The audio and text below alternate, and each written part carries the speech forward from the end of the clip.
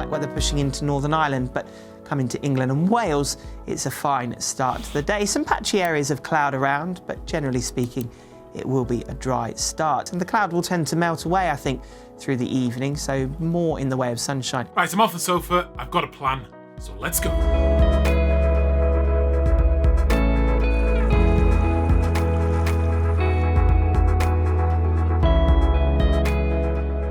Hello and welcome to another day of landscape photography, and I'm here in the Yorkshire Dales at a place called Silver Water. It's a big, or one of the only two natural lakes here in the Yorkshire Dales, and it's pretty grey today, but it's good, it's fine, and it's probably one of the coolest car parks I have ever seen. You just park right on the lake shore, and it's just absolutely stunning. It's going to be an interesting day photography-wise, I think. We've got some pretty changeable weather again, and yes, I am wearing a hat in the middle of the summer, but this is the British summer, so on days like today, it can get quite cold. I am already shooting my first shot because one of the things I mentioned on the video last week was when you're dealing with dull conditions like this and the light isn't working for you, the colour isn't working for you, one of the things you can do is to use those things to your advantage and do some long exposure, because by smoothing out the water and smoothing out the clouds that I have behind me here, it's going to create a really interesting ethereal feel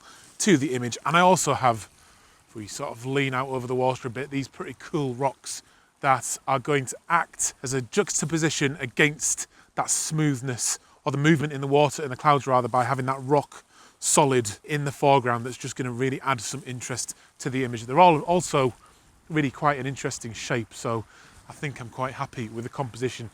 I have had to put the tripod into the water and kind of lean across to get my camera into position, and there is also a rock sort of hiding in the water just behind this bush that's going to lead you in from the bottom corner as well. Really nice image, I think. I am, however, going for an extreme long exposure. The exposure I have here is 5 minutes and 41 seconds long, and there's not much wind today, so those clouds are moving fairly slowly, and we're just going to get loads of that movement in there over that sort of nearly 6 minute exposure. And I think it's going to be really nice to get the day started. The way I've done it is just by taking a test exposure first, then popping the Format High-Tech Firecrest 16 stop filter onto the front. I'm at about 24 millimeters, I'm at f8, and then I've had to up the ISO just a little bit to about 320 in order to bring that down, in fact, to a 5 minute and 40 second exposure. So I love it. I absolutely love doing these extreme long exposures in my landscape photography because they just create something a little bit more different. They're harder because they take a lot of time. If it's not right, you've spent 6 minutes waiting for the shot. So there's a lot riding on it. It's nice to get it right, but when they work, they can just be so beautiful. And then you can edit these subtle colours, these subtle tones really nicely. Sometimes black and white. There's a very good chance that this will be a black and white because the colours are particularly dull. So we'll see how it goes. I haven't really totally decided yet, but there's a very good chance of it. So yeah, good start to the day. I'm then going to walk up this hill here and see what we can see from further up the hill. So I think the camera's just finished exposing. Let's lean over the water a little bit and have a look at that. Oh yes, that looks really nice. It's well exposed and I'm pretty happy with that for the first shot of the day.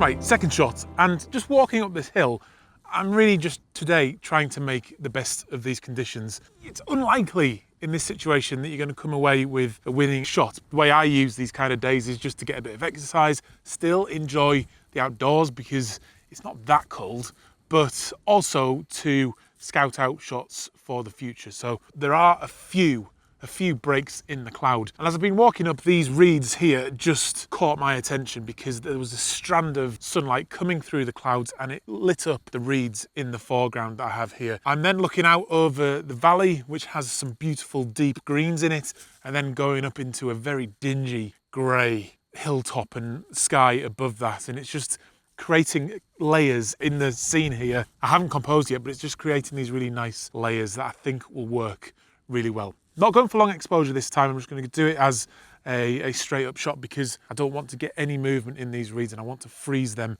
The light has gone at the moment, but I'm hoping that will come back and just turn these reeds that beautiful yellowy orange colour. So I've got layers of colour as well as layers of different interest in the layers as well. So it's all going to add to the image.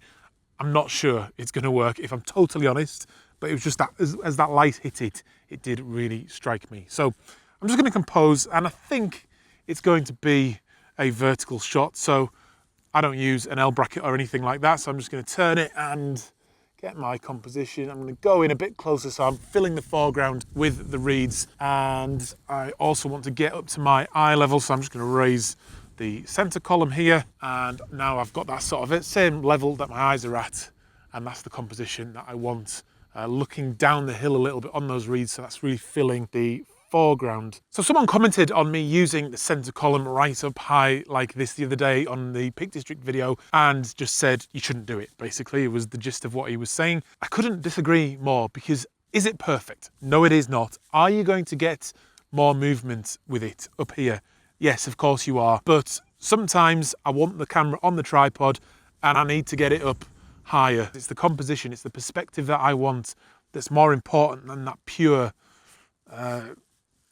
I don't know, why wouldn't you? I just need that higher perspective. I can up the shutter speed to freeze any of that movement out anyway, up the ISO a little bit. I could hand hold it, I suppose, but I don't want to. I want to compose using the tripod. I'm putting the reeds, the midground and the background all on the real third, so we've got those three sections of this shot, and I think that's going to work quite nicely. Focusing about a third of the way into the shot, there's a little brick wall there that I'm focusing on. And settings wise, what am I going to do? F16, I think, because these reeds are quite close to me and I want to try and get everything in focus. With one shot, I am going to be at 1/25th of a second. Let's go for 1/200th of a second, actually, to try and freeze those reeds, as it is quite windy. So I need ISO 400 pretty much for that.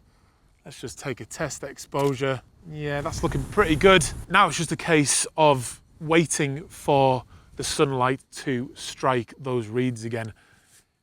It is very grey. I'm not sure whether it's going to happen.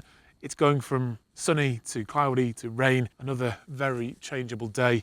I'm not even sure the shot's going to work either, so it's because it's going to take quite a bit of post-processing, I think, to get this one right and to turn it into something interesting. Try and control the colour a little bit, and I need the sunlight to light up this foreground as well. So I'm just going to wait and see and try and capture this shot.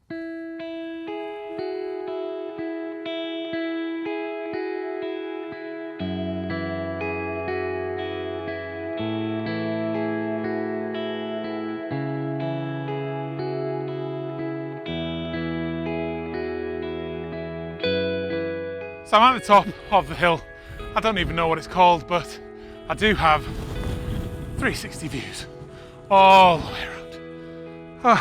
Quite a steep climb towards the end there. On days like today, when the weather isn't great, it's grey, it's windy, you can be guaranteed that there's not going to be many people around, even at the height of summer like it is at the moment. I find days like this are in equal parts brilliantly exhilarating and also a little bit terrifying, because it is bleak up here, bleak, and it feels very lonely when the wind is rushing past your head, you're getting wet, and the clouds are coming in, and it feels quite lonely, but exhilarating at the same time.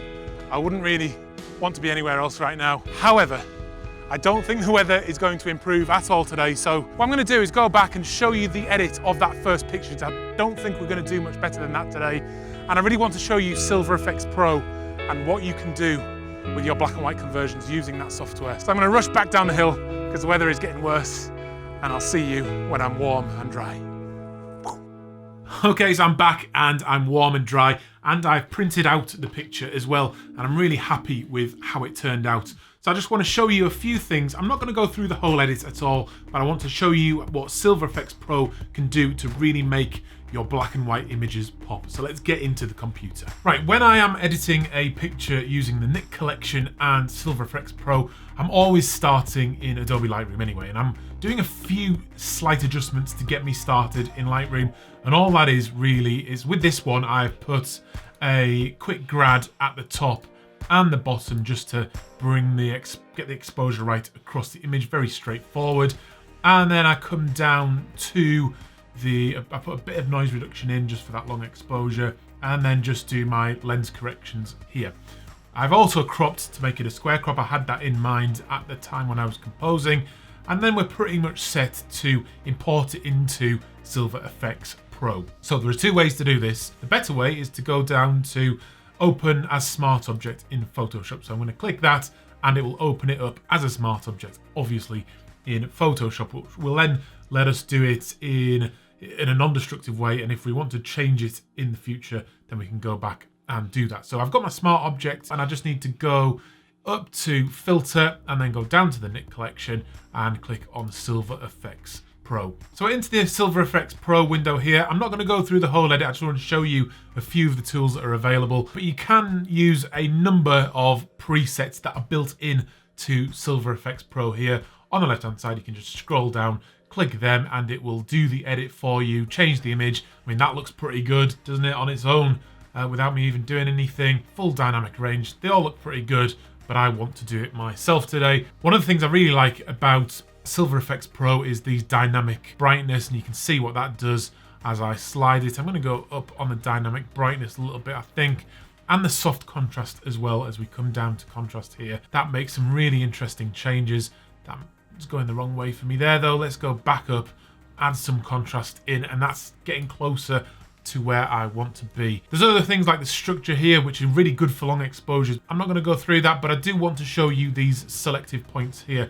And this is what gives Silver Efex Pro that really good control. So we just click that, and you start to affect specific areas and tones of the image. So I'm coming down here because I want to just affect this rock a little bit. And then you have the full set of changes that you can make here, like brightness. So I can increase the brightness on that rock a little bit. I'm going to put lots more contrast into it. I want to amplify the whites a little bit, and then amplify the blacks. It's a little bit like dodging and burning, but you're just doing it specifically with these contrast controls and the full set of white and black and sharpness controls as well. So that fine structure, because it's on this rock, I want to increase that feeling and that juxtaposition. So I'm going to put that fine structure right up, and the structure the same as well. Just up that, bring that sharpness, bring that clarity up with those adjustments.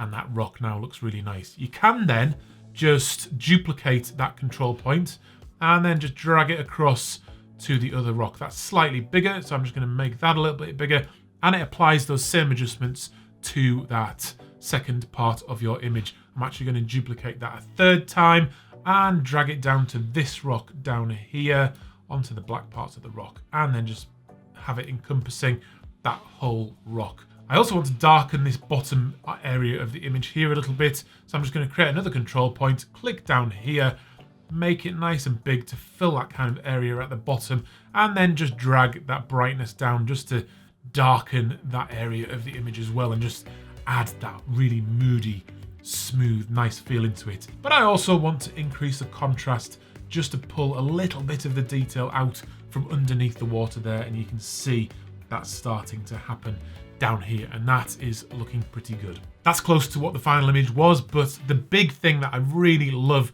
about Silver Efex Pro is if we come down here to these toners here, and we've got a full set of old school dark room toners here that we can add in Silver Efex Pro here. So if you can just have a look at them, copper tone there, that's quite nice. Sepia, classic sort of sepia look to your image. Coffee, but my favourites are these blue, the more blue ones, they're cyanotype, the blue toners, and the selenium. Just really nice, subtle changes. I think for this one, I'm going to use probably the cyanotype. Yeah, something like that. Looks really good, nice and subtle. Number 10, I'm just going to click that and then it will save that image. You then just click on OK and it will save that image and put it back into that smart filter in Photoshop. Once you're back into Photoshop, you can then open it up again, back into Silver Efex Pro, and all your changes will be there that you've made. There is just one thing I want to do, which I've already done with the original image, and that is just to remove this rock stack there that somebody's made. I haven't actually got a problem with removing that. I don't think it's deceiving the viewer in any way because it is not a natural part of that landscape. Someone's made that. If I could have got into the water, I would have knocked that over, removed it from the image, but I didn't want to get my feet wet. I didn't have my wellies, so I've just removed it in post using a cloning brush there. So cloning and heal, and that's just removed that from the final image. And there we have it, just Silver Efex Pro. Beautiful thing to use. You get a 30-day free trial.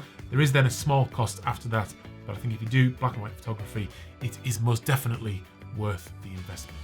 Okay, so stick around to the end for the info blast, and please do leave a comment down below and let me know what you think. Also, if you are interested in coming on my workshops, I only have a few left now, so please do head over to the website and check them out. Also, subscribe if you enjoyed the video or you like this content. Hit that notification bell, hit the like button, do whatever you need to do, and I'll see you on another one very, very soon. I'm Adam. This is First Man Photography, out.